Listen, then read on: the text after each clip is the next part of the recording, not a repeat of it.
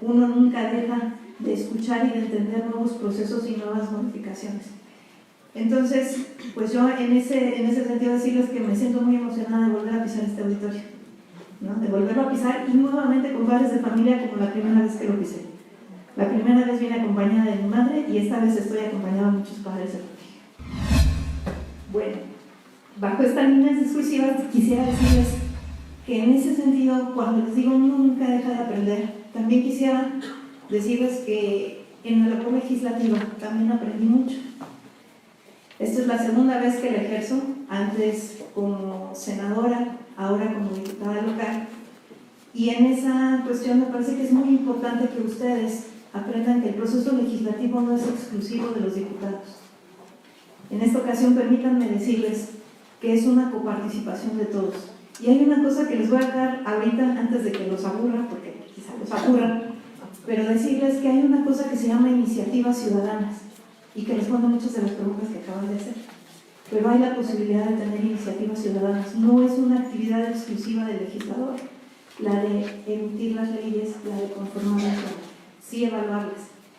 Y en esa misma situación es que quisiera yo leer algunas líneas que preparé, porque de verdad que lo hicimos con mucho compromiso. Para nosotros significaba mucho. Lo que les decía, que la cuestión que compartimos, la diputada presidenta en este momento de la Comisión de Educación y una servidora, es que ambas somos egresadas de esta escuela. Y eso también nos hacía emotivamente casi pelearnos por quién venía a esta reunión. Bueno, con ello es que a nombre de ella comparto la gratitud que tenemos en la Comisión de Educación por haber sido invitados con ustedes, porque siempre es grato dedicar unos momentos para conversar con las personas que se interesan en los temas de lo público. Sabemos que el interés primordial de ustedes en estos momentos son sus hijos, pero al estar discutiendo las reformas, al estar discutiendo la educación en general, cómo se está planteando en el país, me parece que es estar interesados en lo público. ¿Por qué? Porque la educación es algo público. Es un interés del Estado, es una obligación del Estado, y en ese sentido el Estado en todos sus poderes, ejecutivo, legislativo, judicial, está en obligación de atenderlo, pero más aún de garantizarlo. Y eso nos lleva a nosotros a tratar de conocer que la realidad de nuestro país, díganme si estoy en lo correcto, ustedes son la Unión Nacional de Padres de Familia. En este momento nos acompañan padres de familia del interior, de los estados. Ok, eso es bueno, porque ustedes se darán cuenta, y nosotros como legisladores, en este momento en la Ciudad de México, de que la realidad del país es muy diversa. Como legisladores estamos obligados a descubrir las particularidades y el diferente desempeño social que se desarrolla en cada entidad de la República y en cada rinconcito de población, porque no es lo mismo el fenómeno educativo en las grandes ciudades, en las grandes urbes, menos aún en la Ciudad de México, al que se vive en el interior de la República, en cada uno de nuestros estados. No es lo mismo el fenómeno educativo en el norte del país que en el sureste. No son las mismas necesidades y no son las mismas vivencias de parte de nuestros alumnos, de nuestros padres de familia y de nuestros maestros. Eso a nosotros sí nos obliga a ver el panorama completo, pero además tratar de estarnos comparando constantemente, porque no hay otra forma de hacer gobierno que no sea en esa comparación con lo internacional. A veces para bien, a veces para mal, según el criterio y la ideología que en ese momento esté prevaleciendo, pero sí tenemos que estarnos comparando con el mundo. Entonces nosotros estamos obligados a escuchar en todos los lugares lo que está sucediendo y los fenómenos que se están viviendo. Entonces, con eso les quiero expresar el gusto que nos da en esta ocasión estar aquí con ustedes, y además que compartimos la coincidencia de estar en este momento legislando para la Ciudad de México, pero para los habitantes de la Ciudad de México, pero que estamos en el ámbito nacional porque necesariamente lo es. Hay dos legislaciones que a mí me interesan de sobremanera, porque además me parece que están vinculadas, que son la de salud y la de educación. Ambas derivan de un tronco. Hay una ley federal y las adecuaciones que en materia local se puedan hacer son muy pocas. Hay mucha restricción porque son dos situaciones que el Estado se tiene que tomar muy en serio y tiene que centralizar y recoger todas sus propuestas para poder ejercer esa posibilidad de garantizar educación o de garantizar salud a los mexicanos. De tal suerte que lo que vemos diferenciado en cada entidad de la República puede ser mínimo con respecto a la educación y a todo el tema de políticas públicas en materia de educación, porque estas tienen que ser a nivel federal. Bien, cuando nos encontramos en reuniones como esta, sabemos que estamos recogiendo aspiraciones y anhelos. En esa medida, explicarles que el proceso legislativo, como les decía, nos obliga a conocer todos los puntos de vista. Y en este caso, en la reforma que estamos viviendo, que nos está tocando vivir en este momento, el dictamen emitido por el Senado de la República, porque recordarán que ahí es donde inicia esta nueva ley, plantea, y que fue planteada por el presidente de la República, plantea, y cito textual: resulta indispensable reconocer a la educación como un pilar fundamental para abatir la desigualdad y proporcionar a través de la pedagogía las herramientas necesarias para erradicar los desequilibrios que causan la marginación, lo cual debe de ser una tarea prioritaria para el Estado. La tarea educativa debe considerarse como un proyecto formativo de ciudadanos que aspiren a vivir en libertad, que rompa los círculos de dominación y construya los mecanismos para alcanzar el bienestar de todos. Esto puede sonar a discurso político, pero les prometo que para los legisladores es muy tomado en serio. Cuando nosotros decimos tenemos que abatir la desigualdad, sí estamos tratando de hacerlo. Les decía, no es lo mismo el entorno que vive el alumno de Chiapas, el alumno de Campeche, al entorno que vive el alumno de Monterrey. No es lo mismo la educación como se conoce pública en la Ciudad de México que en Monterrey. No es lo mismo en Baja California. Sí hay una desigualdad en contenidos, en la forma en la que se imparte, en lo que se considera gratuidad, que debería de ser gratuita en todos lados. Los alumnos de la Universidad Pública del Estado de Nuevo León pagan sus colegiaturas. Es la Universidad Autónoma de Nuevo León y pagan colegiatura. Para nosotros en la Ciudad de México puede ser impensable. ¿Cómo? Pues ellos pagan colegiatura y son muy pocos los que pueden accesar a ese pago de colegiatura.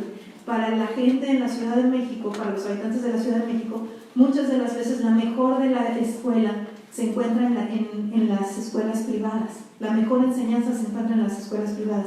Hay muchos estados para los que las escuelas privadas son receptáculo de los alumnos que no dieron el ancho en las escuelas del estado, porque las escuelas del estado representan el estándar a seguir en esa localidad. Hay estados de la República en los que el máximo nivel al que se logra aspirar es a la normal, es a ser maestro.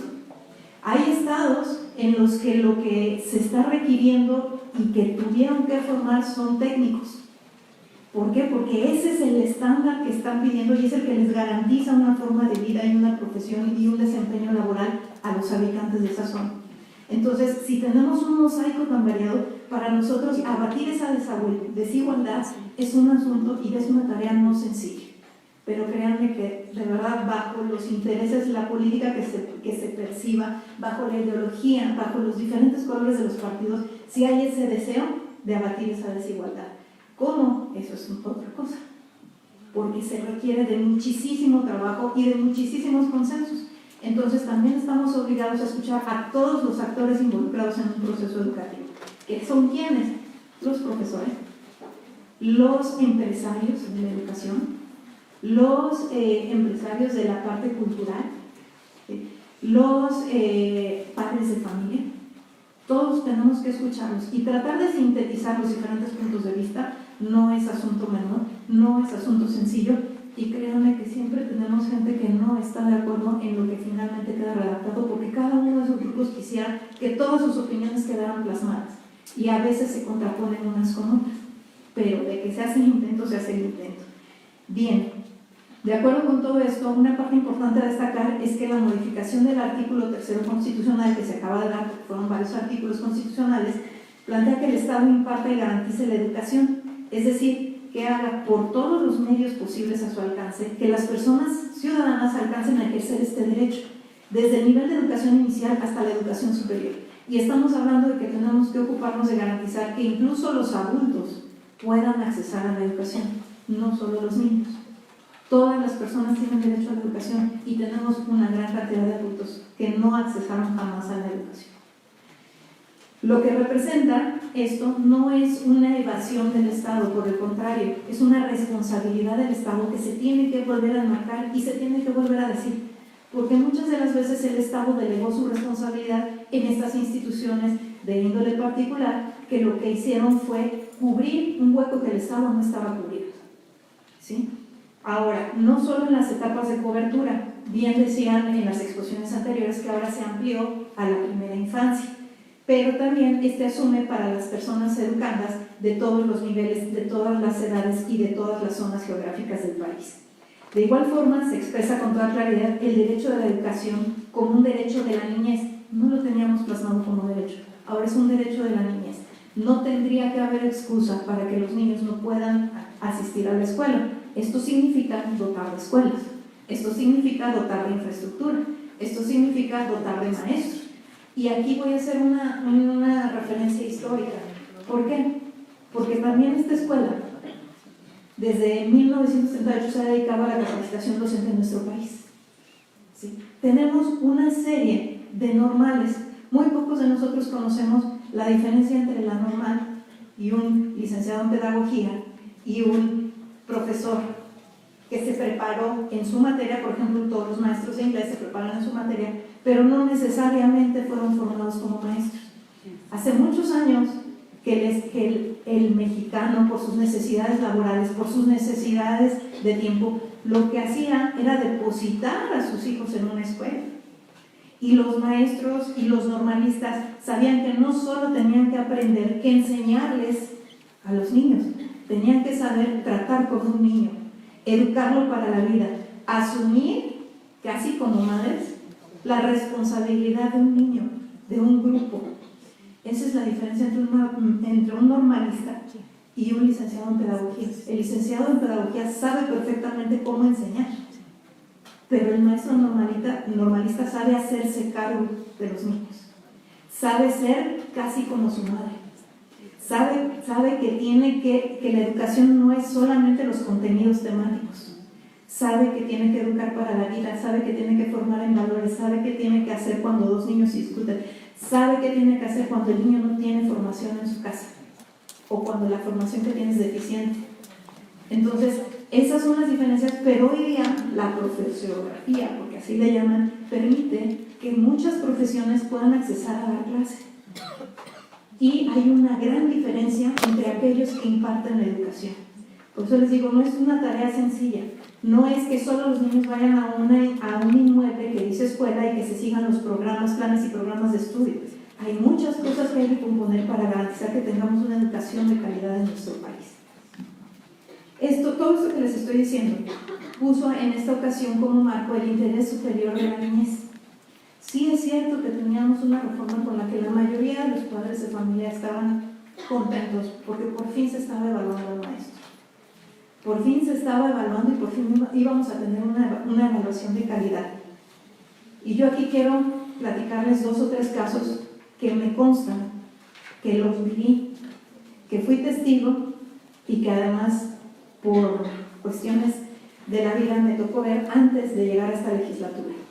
Es cierto que a los maestros se les impuso una reforma educativa, y no decimos se les impuso a cada uno de los maestros. Claro que los representantes de los maestros y mucha gente en la sociedad adoptamos esa reforma educativa anterior. Y decimos que los maestros eran evaluados. Sí, no por su voluntad. Fueron obligados a ser evaluados. ¿Cómo los obligaban? Tenían que asistir por grupos, se les hacía la convocatoria y tenían que asistir a un lugar determinado. En el caso de la Ciudad de México y las grandes metrópolis, no había ningún problema, porque era un lugar cercano, un lugar accesible, a veces en lugares en donde no estaban lejos de su fuente de trabajo. Y estamos hablando sobre todo de los maestros, sobre todo, no únicamente, sobre todo de los maestros en las escuelas no particulares. Estamos hablando de las escuelas a cargo del Estado. Y los maestros tenían que ir y hacer una evaluación sin que les dijeran qué parte iban a ser evaluados o no. Yo les pregunto a todos los padres de familia que trabajan, ¿a ustedes los llaman para hacerles una evaluación sin decirle? Un médico le llaman para evaluar sus conocimientos sin avisarle. A un abogado ¿Le evalúan que esté haciendo correctamente su trabajo? Tampoco. Y estos maestros eran evaluados así. Se les convocaba y recibían un documento que decía: estás convocado para tal día a tal hora a presentarte una evaluación. Y llegaban con un software que les indicaba. Muchos sí fueron presa de la condición sindical, en donde les decían cómo tenían que ser evaluados. Y sí, asistían. Y otros dejaron de asistir, decían: no, porque no tengo por qué asistir, no tengo los mecanismos y no tengo las herramientas. Hubo maestros en el interior de la República que al no asistir a la segunda o a la tercera, llegaban. Imagínense maestros, un maestro, cierto o no, es líder comunitario, saben, todo el mundo los conoce, vivieron generaciones de alumnos. Y bueno, en esa cuestión llega una patrulla por ellos, porque tienen que presentarse a la evaluación educativa. Y entonces, de estar en la tiendita comprando, se los llevaban en la patrulla a presentarse a una evaluación. Maestros rurales, ¿cómo presentaban una evaluación si nunca habían tenido la posibilidad de accesar a una computadora? Entonces sí había agresiones de índole laboral y sí había obligatoriedad. Probablemente no fueron rescindidos, pero sí les quitaron la plaza. Quítenle la plaza a un maestro que ya formó vida, familia y comunidad alrededor de su plaza. Entonces sí había agresiones hacia ese grupo que había que enmendar, porque entonces no estábamos evaluando la educación, no estábamos evaluando lo que los niños recibían, estábamos evaluando otra cosa. Esta reforma trae nuevas implementaciones que intentan hacer eso. No se cancela los maestros, en su mayoría nos decían: sí queremos ser evaluados, sí queremos ser evaluados, y para ello tenemos que saber sobre qué vamos a ser evaluados, cómo vamos a ser evaluados y qué significa ser evaluados y cómo eso repercute en nuestros niños. Y entonces se dijo: ok, ahora se va a crear un instituto. Eso viene en la nueva reforma. Por supuesto, estamos ante una reforma constitucional que depende en mucho, y regreso al inicio, depende mucho de las leyes secundarias. Aquí las personas que me antecedieron, las expositoras que me antecedieron, expusieron eso, siguen las leyes secundarias. Y les voy a decir, tenemos 120 días. 120 días. La reforma se dio el 15 de mayo, ¿cierto? El 15 de mayo.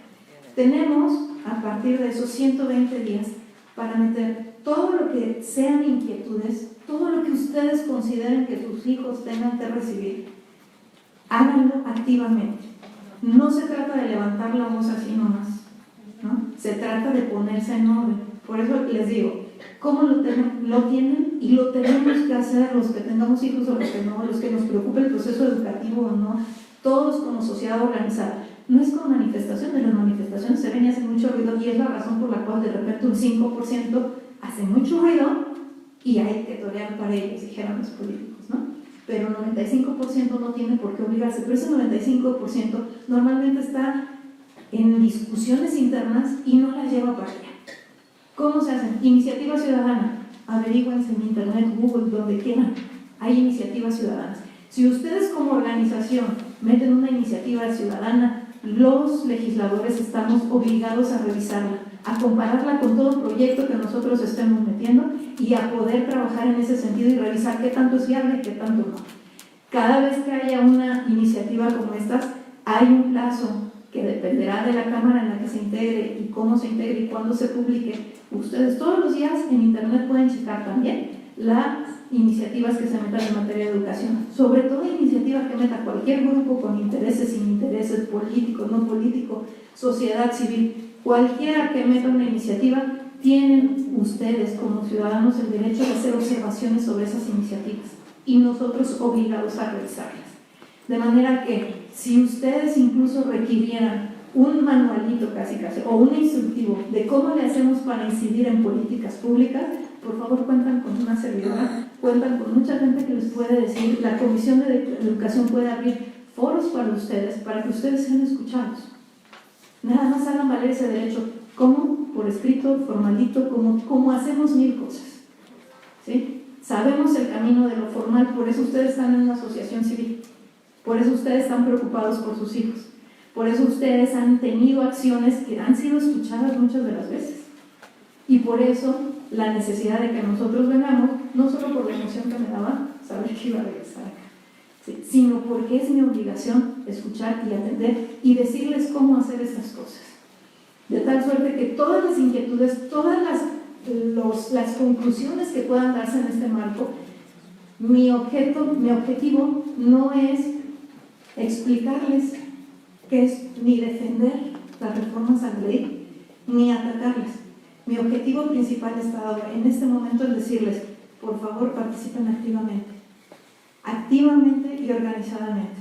Todo lo que de aquí se concluya, lo que escuché, las que nos deseen hacer llegar, todas las conclusiones tienen el compromiso de que serán integrados en lo que podamos en la reforma educativa. Hay leyes secundarias que tienen que trabajarse. Esas reformas y esas leyes secundarias que se tengan que trabajar, ojalá y cuenten con las inquietudes de ustedes, porque de esa forma es como se construye Estado, con la participación de todos los ciudadanos. No quiero exponerles cosas, quiero provocarlos a que participen. Sí es cierto, somos sus representantes en la medida que sepamos qué callo les duele. Si no, no estamos representando más que el interés de lo que técnicos, abogados, grupos de intereses nos hagan llegar. Y nosotros podemos tener las inquietudes de ustedes solo si ustedes nos las hacen llegar. Quisiera invitarlos, provocarlos a que por favor nos hagan llegar sus inquietudes y nosotros les vamos dando el canal que sea necesario. Cuenten con nosotros como aliados. La Comisión de Educación de la Ciudad de México puede abrir las puertas en lo federal, probablemente tenemos un margen acotado, pero podemos hacerlo. Y esa es la invitación a que como ciudadanía, como sociedad civil organizada, participen directamente en el proceso de educación de sus hijos. No nos dejen hacer la tarea solos, porque muchos de nosotros a lo mejor ni hijos tenemos, a lo mejor ni conocidos maestros tenemos, o a lo mejor se nos olvidaron. Recuérdenos que están presentes, recuérdenos su interés en la educación de los hijos. Es un proceso de coparticipación. El Estado está obligado a garantizar ese derecho, los maestros están obligados a enseñar con calidad y ustedes están obligados en la educación de sus hijos. Eso es con lo que yo quisiera cerrar, diciéndoles que están invitados a participar, que tienen los mecanismos necesarios y que en Google, y si no nos encuentran en Google, si no nos encuentran en Internet, aquí me tienen. Aquí me tienen a mí y estoy segura que muchos legisladores, porque podemos hacer de su voz que sea escuchada y que sea registrada en el Congreso. Muchísimas gracias.